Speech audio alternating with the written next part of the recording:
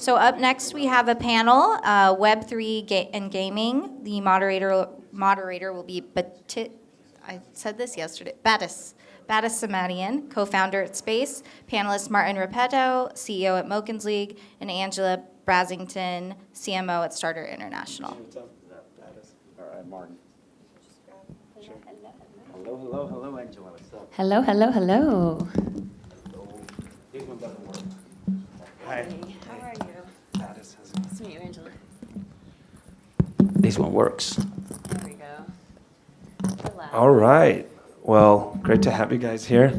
All right, Thanks for having Nice us. to meet you guys.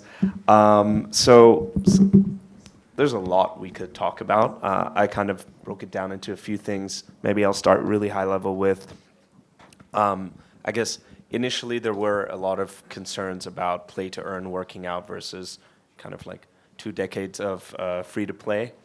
I personally always felt like it had like a really good place for esports as an evolution. Really curious from both of you being involved in this for the last 12 months and being challenged on this question, how your thoughts have evolved on this, where you guys stand on it now, any evolutions from there. I know you wrote me about Wintern as well, so curious to hear about that first. You want to start? Sure. I think it's really impacting esports in a massive way. I mean, the fact that you can play a game and earn from playing it. The other thing is some of the games out there don't really have a story behind it. Where the play-to-earn games that are coming out, they have massive stories and visuals, and it's so much more in depth, I think. So on top of having a better gaming experience, you're also earning money for doing it. And then you think about esports and the fan base. Fan base, sports, esports, and regular sports. Fan bases are massive and they're loyal. So when you get that combined with playing in a game and earning money for it, it really opens it up to a wider community, and I think that's what we need for this, total mass adoption. Right. So, yeah, 2 things here. First of all, I think that play to earn doesn't work. It's funny because I do have a gaming company. I've been building games for 25 years. Cool. I'm also an ex-professional esports player. Oh, awesome. So I know the space. So that's a good question. And I do think that the current state of play to earn, it is designed to sort of reward people for just spending time on a game, and that doesn't work. I mean, you need to have several components that are coming from the esport world that are not in these games. Like crypto, this is more a fundamental thing. Like crypto has been making sort of a tacit promise where everybody's going to get rich. Like if you invest in crypto, you're going to make a lot of money. Like that's Luna, Terra, you have that, right? And I think that it's really important to. I'm also, by the way, I'm also a chess player and I'm also a golf player, right? So you can imagine that I lose a lot, right? And I'm a serial entrepreneur, right? So I tend to have more failures than wins. And so for me, winning and losing go hand in hand, and we changed the concept from play to earn to win to earn. We think that winners and losers are equally important, and like a World Cup or like NFL, you have only one winner of the Super Bowl. You have only one Formula One winner, right? So there's only one winner, or everybody competes, everybody get some part of the pie, but you have winners and losers, and you have less winners than losers. So in our concept of play to earn, the current concept of play to earn, people are just getting rewarded for just spending time in a game, right? You spend time in a game, you get crypto, you can change that crypto for money, but what happens when the influx of users stops or sort of balances out? You got a lot of people earning for just spending time in a game, they cash out, and you see the trends of all those coins, even in the bull market, just going down, because it doesn't work, right? So our concept, and I think it's not our concept, it's the concept that it's going to stick in the next evolution of play to earn, which we are calling win to earn. Our concepts are driven from the esports, going back to your questions, where you have competition. It will be all based around competition and utility cases. NFTs need to have real use cases like they have right now, but also the tokens. The tokens, in our case, they need to be used every time you play in a game. We are drawing from poker.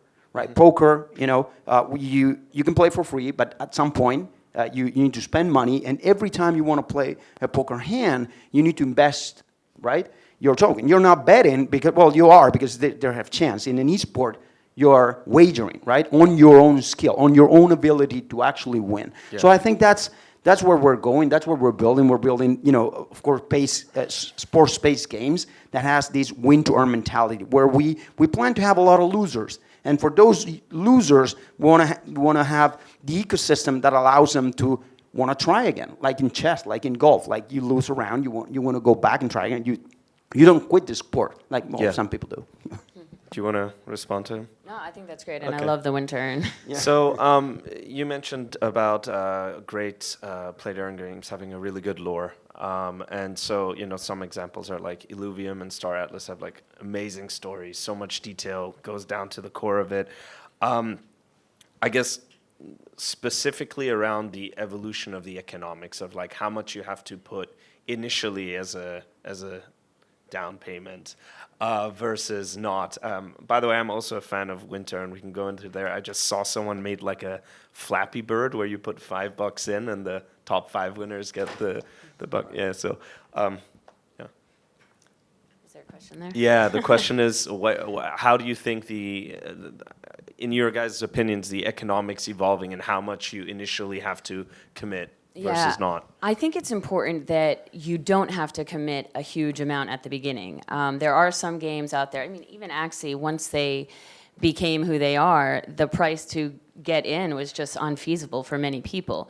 And if we're trying to use this as something that can impact everybody, including underserved countries and things like that, then I think the cost of entry has to be lower.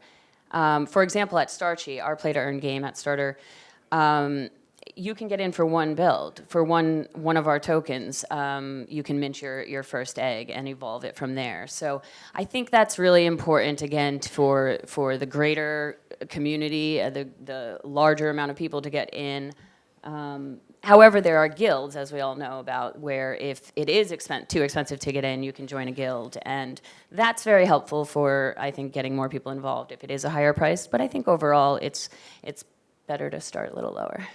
Right, and that's actually a great question because I don't know if a lot of people know. By the way, the last panel was amazing, right? Crypto going into the film industry, but the entertainment industry, the gaming industry, in the entertainment industry is the largest entertainment industry in the world. Like since 2007, gaming is making more money than Hollywood and the music combined, right? So it's big.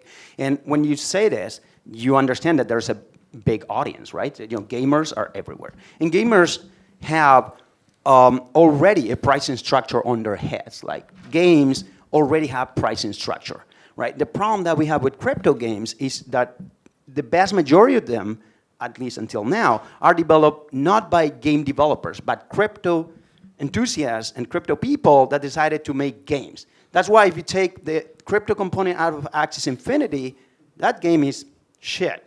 Pardon my French, but this will be a game that it will go to the bottom of the charts. Nobody will play that game. There are 1,000 games better than that game, but it works because it had crypto, which is fantastic. It actually took me out of retirement to build my new company because it's okay. This is happening. We are game developers. I developed 25 games, 4 of them successfully. I can make a good blockchain game, right? But there are price structures already in place that we need to draw from there, like $9.99 price, $49, $9.99, even before free to play, right? $49, $99, $19.99, $39.99, and $59.99. That's how it's always been there. Like if you want to buy the last PlayStation game, it costs $59.99 worldwide. If you want to buy a AA game, it's $39.99. Like most online games, $5.99, $9.99. Even if you don't see it, that LTV is there. Games are designed to get that LTV out of you, even from free-to-play games. So I think that this is exactly what we're doing with our NFT pricings. They're going back to those roots. You need to spend $20 to start playing these games, not $350, which I'm seeing as an average in most of these games, which I think it's hilarious. It's crazy. Yes, it's an investment because you get the opportunity, right, to make that money back. But it's crazy because you're letting out the gaming industry as a whole, which, by the way, says $378 billion last year, and crypto was $1.78 billion. It's tiny. Like the pie is so big in the gaming industry, and crypto is going to tackle on that pie, but we need to fix this, and that was actually a great question. Cool. I'm going to ask a side one, just out of personal curiosity, which is that so I have a big conviction that like the skins marketplace could become like 1,000 times bigger. Of course, right? because it will be NFT based. Yeah. So how do you guys feel about kind of like rather than the initial payments to play or win to earn, but rather that like the things that you're buying to upgrade are things you could then sell on OpenSea and then That's our model. rig to your that's what you okay. That's exactly right. You buy the sorry, Angela. No, please. So you buy we spend at least a year designing and redesigning our character model NFT in order to support exactly that. Yeah. Because it needs to be sports based because of a sports game, but it also needs to be allowing to have a Batman head or Superman head or Darth Vader head, but it also needs to be supporting NFTs and the clothing and the socks and everything. Because I think that the future of blockchain gaming is the atomization of these characters and the interoperability of these characters. Yeah. Being able to, of course, we're already talking to these guys because I'm originally from Argentina, Decentraland's from Argentina, Sandbox as well, a lot of folks coming from my days of UGC, Atmosphere pre-Minecraft kind of era. I do think that the atomization of the NFT character itself, like the pieces of Axis Infinity, should be brandable and should be marketable separately from the NFT. So I think that's the future for the gaming industry, NFTs. Really well said. I think you nailed it all completely. I just love the idea that you can, I have tons of nieces and nephews that buy skins in these old-fashioned games, and they're left with nothing. It's not worth anything. So I'm constantly talking to them about NFTs and skins in the game and actually having skin in the game. Okay. To bring it kind of back to the start about like the potential for esports versus more kind of casual gamers, how do you guys see what's happened in the last 12 months as like a different perspective of how you get excited about an investment into a Web3 game? Because, I think initially there was kind of like some blind sighting that like, wow, this is going to be the biggest consumer game versus, hey, if it were an esports competition, could be the biggest esports. Does that make sense as a question? Yeah. So two things. So first of all, Star Atlas. I was actually talking on Miami with Mike Wagner, CEO Cool. of Star Atlas, and role-playing games, right? Plays that have lore, games that have lore and have more story and have more depth are going to take more time, right? They are going to come out in a couple of years because those games need what we call in gaming the emotional attachment, right? So emotional attachment needs to be built, right? It doesn't happen over time. With sports, in our case, right, it's faster because you know how to play soccer, so in esports, when you transfer that into esports and sports and blockchain, it is easier, right? So I do think that in esports and gaming, we're going to be seeing the fastest growth, coming out of events and competitions, which, by the way, less than 1% of gamers in the world right now are actually making money. So, right? So less than 1%. And these guys are the professional gamers, right? The professional gamers. The professional gamers, in order to need money, they need what? They need an audience, right? Like any other sport, you need an audience, right? Blockchain gaming allows everybody to participate, right? So it brings more people to that 1% to actually make money. So the audience gets bigger. So I think that the events that we're going to get to see in the next couple of years related to esports, even traditional esports like Counter-Strike getting into the blockchain space, or PUBG, or even Fortnite, are going to be bigger. So yes, we are going to be seeing probably larger than the Super Bowl in a couple of years, esports plus blockchain events. Yeah, I agree with that. I think it's huge and only growing massively. I don't have too much to add on. You covered that well, too.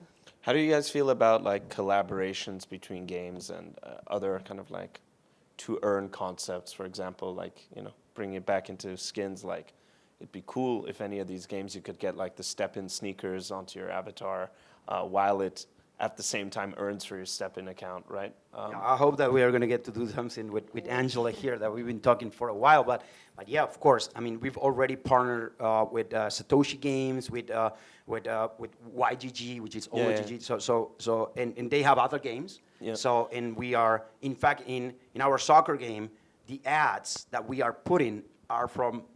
It's funny because of the competition, because for me, it's not the competition. It's other blockchain games.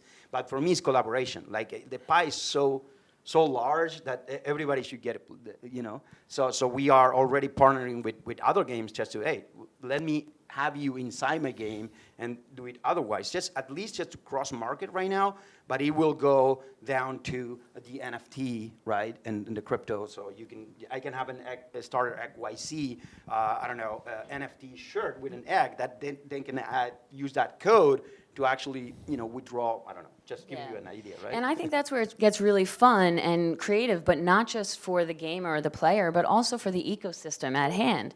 You know, we're being able to wear the sneakers or, you know, play soccer. I can have one of my starchy playing soccer maybe, you know, like it just really opens everything up to a bigger, I think a bigger way, and it helps, like I said, the entire ecosystem involved.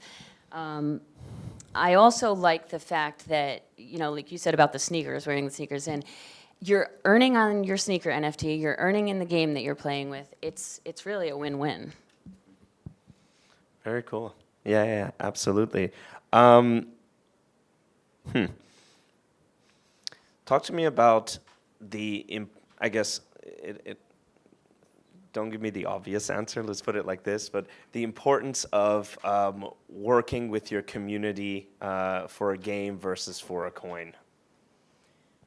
It's so important. I mean, every time we talk to a project that's going to launch a game or an NFT collection, we tell them that it's all about community.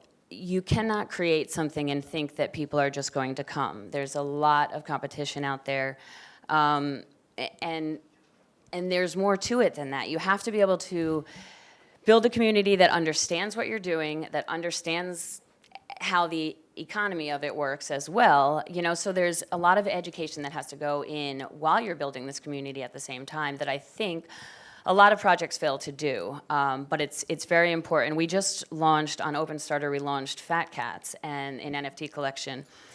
They, in my opinion, have done an amazing job of building a community, but they focused on building the community first. Yes, the project was being built, and they've got a whole team on all over that, making sure T's are crossed and I's are dotted, but the focus was the community, and they knew that they were going to sell out before launch because they had a waitlist spot for everybody, and everybody was chomping at the bit in the Discord. And so it's really keeping them engaged and keeping the activity up. At Starchy, we introduced games within our community in our Discord channel.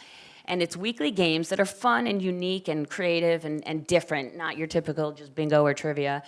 And then when you win a challenger role for the monthly quest. And the monthly quest is a bigger puzzle type game where you can then earn money. So that's not even the Starchy game, it's the community engaging and playing together throughout, because I think that's just huge. So once they do get playing, there's obviously continues. Yeah, so you don't want the cheap answer, and I'll give you a good one, which I think it's that this is really valid. So what I've been seeing in the crypto space for the last, by the way, I know Michael since 2014, and I've been with crypto and blockchain around that era, 2013. So I know that's the space. We already launched a company, you know, back in the day with Michael, and in 2015. So first ICO gaming kind of thing, right? So I know the space, and I have to tell you something. I really don't like projects that build the community before the project. I don't like it, and especially in gaming, because for me it works the other way around. You need to have a product that can actually, you know, be at least enjoyed at the development stage by a community, and then you build a community. You will see that Mokens League, our community, we've been working in this project for a couple of years. Right now, like tomorrow, you will get to see some gameplay, and you will get to see where we are. And now we are starting the process of building the community. We're working with Later One. We do have a marketing agency. We are now building the community. I've already built several gaming communities. I know how to do it, but I didn't want to do that from the start, like many people do, just to get funded, like crypto funded. So we did it differently. We did a traditional $2 million round and $20 million valuation, just equity round, just to build the project, just to build the game, at least to take it to a state where we can actually say, okay, now we can do the NFT, sort of sale, and you will understand it. And now we can get a community built, and you will understand what we're trying to build. So for me, community is key, but it needs to be done at the right moment. I don't really like games, especially games. I don't mind other projects because other projects you can't, get away with that. Even NFT collections because it's just, it's basically just design applied, right? There are not a lot of use case to it. There are some. Ed is working on bringing added value to NFTs, but in games, the connection is, there's only one premise in gaming. What is the only one premise in a game? The game needs to be fun. If you don't have a game that is fun, nothing matters, right? So for us, it's first build the product and then build a community. That's why we just announced our private token sale, which by the way is filling up quite nicely. Why? Because we do have a product. The tech risk is really low because it's a complicated product. It's real-time multiplayer. It has a lot of different angles that you have to work on, and I didn't want to do that a year ago, right? So for me, it's first build a product and then build a community. It stays in the kitchen until it's cooked. You know what I mean? That's sort of where I'm coming from, which is a different angle of what you're seeing right now. Cool. I have one last one. So I guess in general, in the gaming world versus, I guess, normal tech startup world, you have much faster times to market, right? And usually, just the general statement is like, oh, a game takes like 3 years. People go into a cave, they come back after 3 years. It either works or it doesn't, right? Whereas with startups, it's like, whatever. A month later, you try something out, you get waitlisters, whatever. You know what's going to happen. In what's evolving here in the NFT and like to earn concept for gaming, it moves really fast. And so for people that are building games over a period of years, this can have a huge effect on your game design documentation and what you're thinking to do even as a game producer and prioritize and then change, right? How do you perceive, first of all, do you think that the time frames need to change? How do you feel about this? And I've heard a lot of good reasons why you can't. So I'm curious. So yeah, that's actually a great question. It is really hard. Like the market and the ecosystem of crypto is moving so fast, which is amazing, right? Everybody loves that. But it's really hard for us gamers. And I used to build games that are more complex and take years of development. And now we had to come up with game design ideas that actually feed what the market is. Our project, we'll get to present it tomorrow, but our project is actually a multi-sport game. So we have to, okay, let's build soccer first. And then, we follow by tennis and then basketball, so far and so on. And we have to space it out so we can have development cycles exactly because of what you're saying that follows sort of a 18-month sort of time frame from conception to go to market, which is crazy fast for game development. And the problem with that is actually quality, because the only thing that you're sacrificing when you are going to market fast with a game is actually quality, because the quality comes out of the QA cycles. Like you put it out, you broke it, you fix it, you put it out, you broke it, you fix it, and it's probably 50% of the development time, right? Developing a game is 90% the first part, and then the 90% of the effort is that 10% remaining time, which is you're fixing the game and you're trying to improve it, and that can take even more time than was originally planned. So it's really hard, and I don't think that time frame needs to change. I think that the consumers also change. Like the play-to-earn consumers are okay with having less quality games coming out faster if they can make money on them. That's what the industry is telling us. Do I love that? Of course not. I am a quality guy. I prefer to have my game polished, but we're not Nintendo. Like our game is similar to Nintendo Super Strikers, right? Which is coming out this year, which I'm really excited about. Same. Right? But the last one was like 10 years ago, right? 10 years ago. It's a long So time 10 coming. years development cycle. Like Blizzard, Diablo 2 from Diablo 1 is 12 years spaced out, right? These are extremes, right? Yeah. But that is how it works if you're talking about the top quality. So for us, indie game developers, I don't know, you have to accommodate. You have to compromise, I don't want to compromise the gaming experience. I will have to compromise, I don't know, on quality or on QA cycles. Then you put out a game that you know that is broken and you're going to get to fix it while you're rolling. But yeah, it's an issue. Yeah. My personal answer on that is that, like, the first game, I think the market, because of how fast move, is forgiving on the quality, but you need to build, like, a serious cult around it, so that when you drop number 2, which is again an evolution, the expectations can be higher as well. Yeah, But it's a tough one. It is the problem. yeah. And it's a constant iteration and evolution, I feel like, of all of the games, which it has to be. It has to be. I mean, you're constantly developing, and you're constantly doing what we call live operations. It's like live support and live operations, like basically what the big boys are doing, right? We're talking about EA and UV and Epic, but with, 1% of their budget and 1% of their team size. So that's how hard it is. But our communities are more loyal. That's also a trade-off. 100%. Awesome. Well, thanks so much for your guys' time. All right, thank That was you. awesome. Thank you. That was great. Thanks.